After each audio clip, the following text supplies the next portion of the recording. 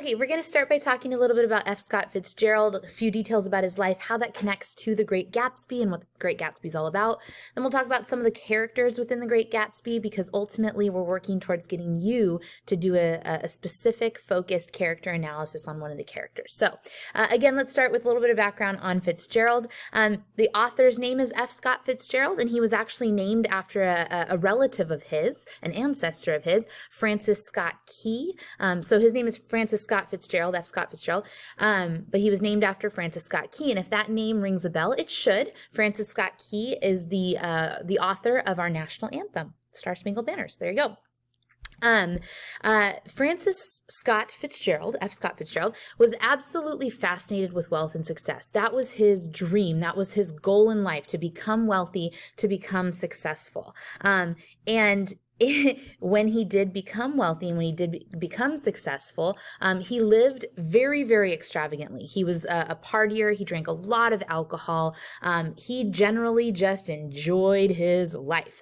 He blew his money very quickly on partying. And so overall, this fast lifestyle really represented and characterized the term that he coined, the Jazz Age, right? The 1920s were about partying, and his life partied. Okay, he partied hard. A little detail too that I think is kind of fascinating. You can see F. Scott Fitzgerald in the picture there below. Right next to him is his wife Zelda. Yes, just like the video game, but her name was Zelda Fitzgerald, and she was absolutely gorgeous. She represented this golden girl to Fitzgerald. When they weren't married, he just wanted her. He desired her, and he actually wanted her so badly. He proposed to her. And get this, she actually said no the first time. She basically told him, come back and talk to me when you're rich and famous. So she's a bit of a gold digger in that respect. But what's interesting is it definitely prompted Fitzgerald to become wealthy and successful. So again, she said, no, I'm not going to marry you. Come back when you're rich and famous. So F. Scott Fitzgerald publishes his first book, This Side of Paradise, becomes rich and famous, goes back and says, hey, Zelda, will you marry me? And she says, yeah, okay. So kind of an interesting relationship there, but to Fitzgerald, Zelda was just this perfect ideal of a woman. And it's interesting because not everybody saw things that way. He and another author named Hemingway became fairly close friends, or at least they became friends, and Hemingway couldn't stand Zelda. He thought that Zelda was, if Fitzgerald was ever struggling in his writing, he felt like it was because of Zelda and his obsession with his wife. So he was absolutely devoted to her. She was beautiful, and like I said, he called her like his golden girl. Fitzgerald, as a result of the lifestyle that he led, did become an alcoholic. Oftentimes a partying lifestyle goes hand in hand with an addiction to it. And so he did develop an addiction to alcohol, became an alcoholic, and generally when you struggle with alcoholism, there's usually very, very low lows, right? Your highs are high, but your lows are really low. So in 1936, he actually suffered from a nervous breakdown. And then most likely as a result of his alcoholism, it probably led to an early death in 1940. So you'll notice he was only 44 years old when he died of a heart attack. And so it is assumed that alcoholism played a big role in his early death, unfortunately. Like I said, F. Scott Fitzgerald was fascinated with wealth and success, and so he explores that in The Great Gatsby. The Great Gatsby shows the life of the very, very rich during the 1920s, and Fitzgerald was actually a part of this group. Like I said, he lived fast. He spent a lot of money, mostly on partying, which was characteristic of the very rich of the 1920s. But what's interesting is, although Fitzgerald was a part of this group of people, he also judges it very heavily. He critiques this group of people for the way that they spend their money, which is kind of ironic considering, that's how he lived his life, right? He also judged it for being shallow and all sorts of things, which we'll explore more in the book. The Great Gatsby definitely shows disillusionment in man. It just shows how awful and bad people can be. It also demonstrates moral relativism in the idea that there really isn't necessarily a best way or an absolute truth according to The Great Gatsby and the content of The Great Gatsby. So there really isn't an absolute truth according to the content of this book. It also demonstrates a hedonistic lifestyle. Remember that hedonism has to do with a pursuit of pleasure, right? You live your life for the next thing that will make you happy. Okay. The main characters, and you should definitely pay attention to this because you're going to want to choose one of these main characters to study throughout the entire book. There's not one character that's easier to study than another, but I'll go ahead and talk through some of the benefits of each. The first character is Nick Carraway. You can see him. This is the most recent movie portrayal. That's the image that you see there on the right. Nick Carraway is the narrator, and through Nick, this is the person that Fitzgerald uses to talk about this group of people and to judge this group of people. The nice thing if you decide to study Nick is that he is in every chapter because he's the one telling the story, right? So there you go. It's nice, but he's also one of the more complicated characters. So I'll just tell you, he's in every chapter, but he's also pretty complicated. He's a fascinating character. He's probably my favorite one to study, but that's because I like this stuff. All right. Jay Gatsby, obviously another good one to study. He's where you get the name of the book. He is a self-made man in a society of inherited wealth. Okay. A self-made man. Okay. So someone who had to work really hard to achieve his wealth, but he's living in a society of inherited wealth, meaning other people that just received their wealth, whereas he had to work hard to earn it. And there's a difference between what we call new money and old money in this book, and I'm going to explain that one in a second. But Gatsby has grown up to believe that money will get him everything. Okay, so that's kind of his philosophy, is like, if I have enough money, I can have anything that I want. That's kind of his philosophy. Now, I mentioned there's a difference between new money and old money. Okay, if you have old money, that's the inherited money. That means that your money has been in the family for generations, right? It's like you're rich because your dad was rich, and he was rich because your grandparent was rich. So it's just kind of like a generational wealth. Old money, people typically own heirlooms, really antique pieces from ancestors, really nice pieces of furniture or jewelry that have been passed down through the generations. Old money people typically do not feel the need to show their wealth by purchasing extravagant items. They simply live amidst wealth. So it's not that they don't have nice things. They absolutely do. They have beautiful, gorgeous things, but they don't necessarily need to be flashy about the way that they spend their money, because they kind of have this inherent superiority, honestly. Old money people typically belong to the elite upper class, okay? Meaning they are top dogs of society, okay? And old money people are typically highly educated, like Ivy League. So you're thinking of like these really preppy, people who have inherited their wealth. New money, on the other hand, are the first generation with money. So typically they started out from a more humble background, okay? Their jewelry, their furniture is brand new. So it's not necessarily handed down from generation to generation. New money typically feels more of a need to show off their wealth in order to impress others. They haven't had it forever. So now that they have it, they're going, hey, check it out. Look what I got, okay? New money typically initially belongs to any class but the elite upper class, okay? Because they were not, if they have new money, then they weren't necessarily born into that upper class. And the new money, not necessarily educated, maybe, but maybe not. Okay. So that's kind of the old money, new money. If you want like an image, I was like this image, right? Over on the right, you would see the old money, the people who have that inherited wealth and just kind of have that upper class feeling to them. Okay. New money would be more like, professional athletes or rappers that come. I know, I'm sorry that I chose that particular person, but they come into money and then they feel like they have to flaunt it, right? Because they haven't always had it. They don't necessarily know how to have their money, but have it with class. And so that's kind of a difference between new money and old money. I mentioned that Gatsby was a self-made man. He's someone who came into money, but he wasn't someone who inherited it.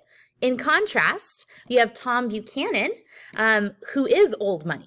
Okay, he is old money. He has his wealth is inherited, and he is upper class. He is part of the social elite, and he often shows contempt for the lower classes, meaning he sticks his nose down at them and says, "Oh, lower classes. What, such peasants, right?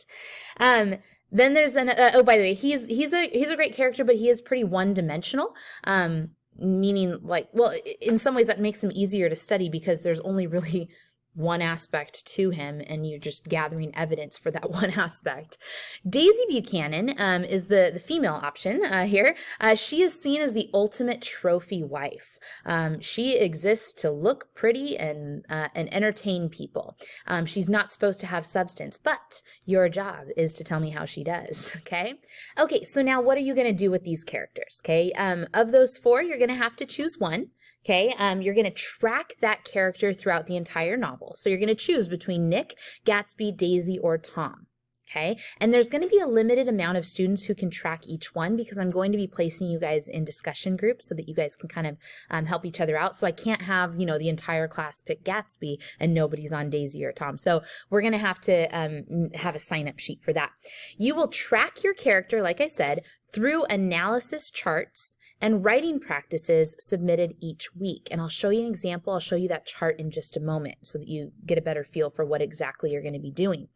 Ultimately, at the end, the end goal of all of this is an essay on how Fitzgerald develops a specific character to help us understand his or her purpose or theme within the novel. Okay, so all of this practice, all of these charts are going to be working towards gathering evidence for your essay at the very end. All right, so all of this is for a purpose, I promise. All right, when you are doing character analysis, you have to focus on different methods of characterization. So these are some things you should pay attention to while reading. You should pay attention to the way your character is described. Okay, maybe look at specific details, adjectives, or verbs. You want to pay attention to things that the character says and or how they say it, because body language is important. Objects or colors that might be associated with the character. Okay, sometimes there are specific objects or colors that become symbols and are attached to one character or another that reveal something significant about them. So we'll get to that a little bit later, but definitely if you see something, pay attention to it. Okay, you want to focus on their houses and or living arrangements because a character's house says a lot about them, or where they live says a lot about them. You want to focus on your character or on what other people within the novel say about that character. Okay, so how do other people respond to that character? Okay, that's a way that we learn about our character as well.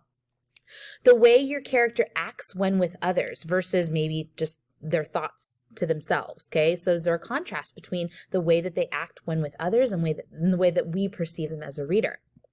And then just in general, anything that catches your attention. This list is not exhaustive, so there are many ways we learn about a character. So if you notice something that you think is important, jot it down. Okay, jot it down on your chart. When you do character analysis writing, I want you to actually analyze in these practices, okay? Don't just give me a summary of what a character did or said. You want to use specific words, phrases, ideas, or colors to interpret what it reveals about the character. Does it point out any themes? And again, real quick, let me show you a difference between summary and analysis. Now, I know you guys didn't read The Adventures of Huckleberry Finn, but you'll see a very clear difference between this example here. Okay, so here's a summary. Huck developed a friendship with Jim. So overall, that's what happened, right? Cool, but that doesn't really give me any details or show me anything about either character. It just shows that, hey, they have a friendship. Versus, Huck's developing friendship with Jim is one way that Mark Twain communicates his point about humanity and equality, which ultimately works toward reshaping Southern attitudes towards race. Okay? That's different because now we're saying, okay, yeah, they developed a friendship, but why does that matter? Why is that significant? Why is that important?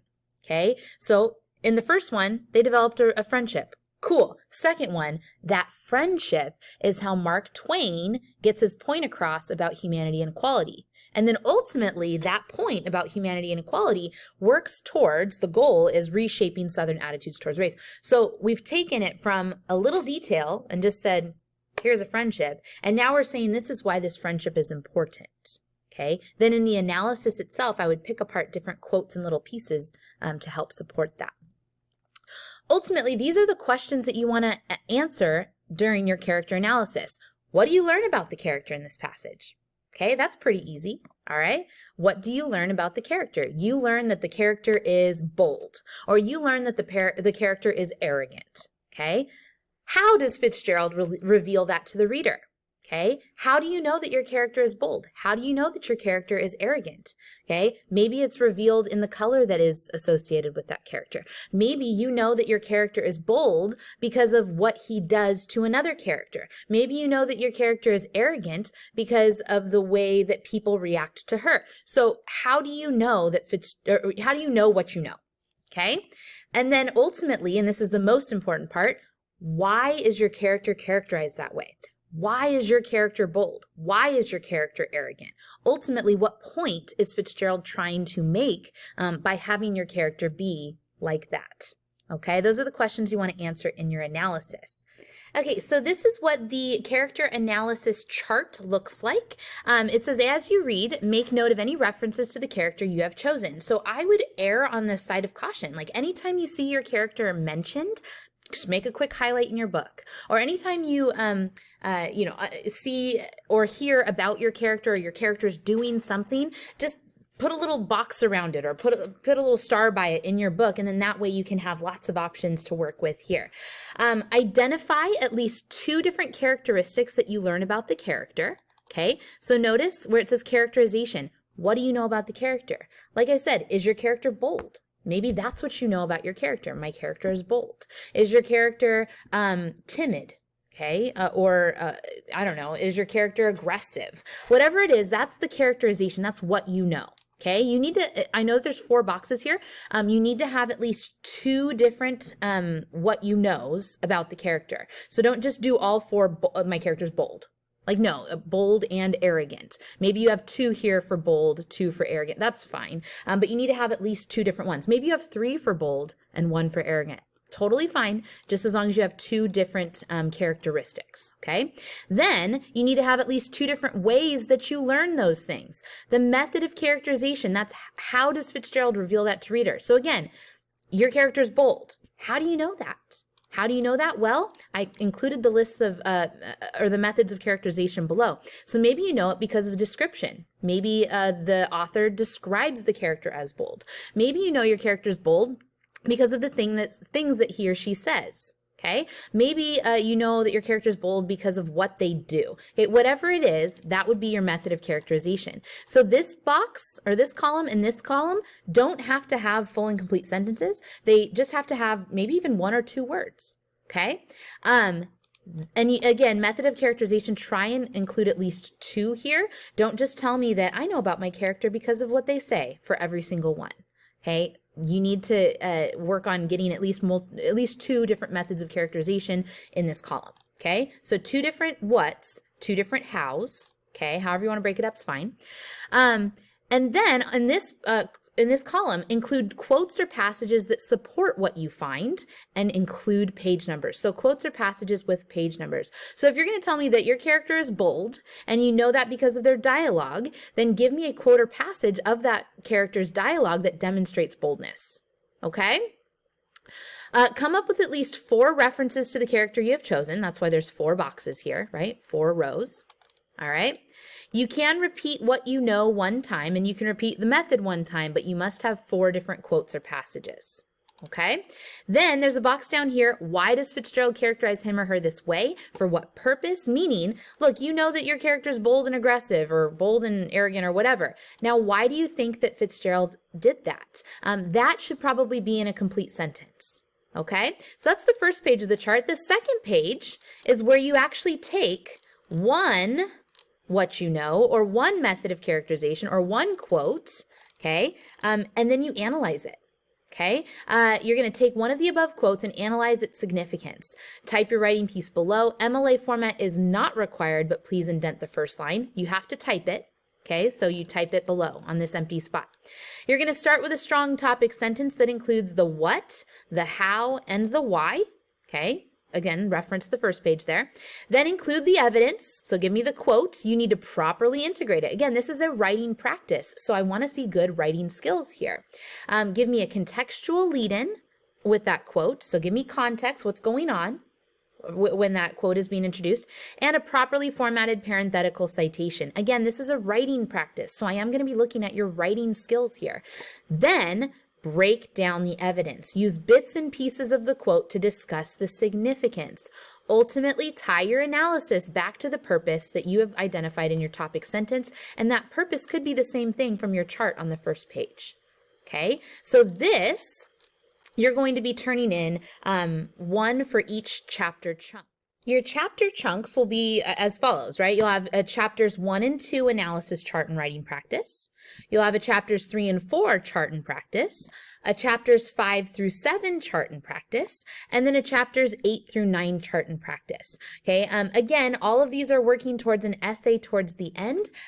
So this is good practice for you. And ultimately, those writing practices, you could potentially, if they're good, you could potentially even use some of those pieces of writing in your overall essay. So you will have written pieces of your essay if you do this properly. Okay, so here's an example of a character analysis writing practice. Now, I'll admit this is not going to be exactly what you need to do because this doesn't have a full and complete topic sentence, but this is the type of writing that you're going to be doing, and I want to point out kind of the what, the how, and the why. Okay, so this would be a character analysis on probably just the first few pages of the novel for the character of Nick. Okay, so let's read and see if we can figure out what's the what, the how, and the why. Immediately in chapter 1, the reader learns about Nick Carraway's wholesome upbringing. So right off the bat, we have what the reader learns about the character. We know that Nick Carraway is a wholesome guy. Okay. The second sentence of the novel is Nick's memory of the advice his father gave him. Whenever you feel like criticizing anyone, remember that all the people in this world haven't had the advantages you've had. Page 1. So notice, first of all, that I do integrate the quote by giving a contextual lead-in. I give a parenthetical citation, and I've got a quote that relates to that wholesome upbringing. Now I'm going to talk about it. This is great moral advice about refraining from negative judgments about others, which gives the reader an initial impression that Nick was raised in a household that taught him good values. Additionally, his family owned a small business, a wholesale hardware store in the Middle West. Again, I integrated my quotes as I was going. Okay. Although it might seem like a small detail, the hardware store also reflects Nick's wholesome upbringing. Although a family-owned business most often yields merely a modest income, it is an honest way to make a living, certainly one in which the family could have instilled family values and an honest work ethic in Nick. And even the location of his upbringing works to characterize Nick as a decent fellow. The Midwest is known for being a region in the U.S. where kindness and courtesy are commonplace, especially when compared with big city reputations such as New York City. Okay, so I have the what. I'm saying that Nick is wholesome. Okay, based on the evidence that I gave, the evidence is in yellow. Based on that evidence, how do I know what I know? Well, I have a piece of his father's advice. I've got his family background and their family business. Okay, I've got the location of where he lives. Okay, so the how the reader learns what we know, that's the methods of characterization. Well, we've got it through his upbringing or his family or his childhood, and that I'm just kind of characterizing all in one lump. Okay, is his upbringing, his childhood is one way that we know that he's a wholesome guy. Okay, now continuing on, we've done the what and we've done the how. Let's look at the last part. Actually, it might be a contrast between the two regions that Fitzgerald was hinting at. Those two regions, by the way, being Midwest and big city like New York City. Nick mentions his negative feelings toward the East after having experienced the wealthy lifestyle firsthand, and Fitzgerald may have included details of his wholesome upbringing in order to distinguish Nick from the wealthy East Coast group. Maybe Nick is being intentionally alienated from this group in order to emphasize the depravity of the wealthy and the morality of the more modest lifestyle, one that he comes from. Okay, so that's the why. I've said that Nick is wholesome, and I've said that we know that because of his childhood. Why did Fitzgerald do that? Well, my theory here is to intentionally separate him from those immoral East Coasters. Okay, that would be my suggestion as to why he would characterize him this way. His family may have already recognized the moral disparity between the East Coast and the Midwest, as they only agreed to Nick's request to go east with very grave, hesitant faces.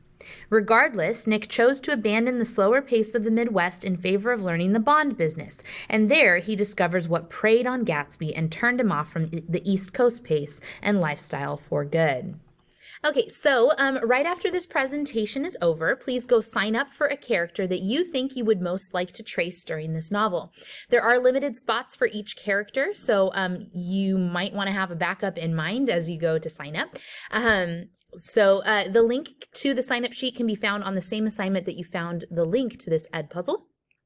The sign-up sheet is a Google Doc, so if you do anything really silly, like deleting other people's names, that's not just silly, that's rude. But if you do that, I can totally catch you because I'm going to be looking at the revision history. So make sure that you guys are fair and appropriate and that you're not doing or writing silly things in there, okay? Have fun. Good luck.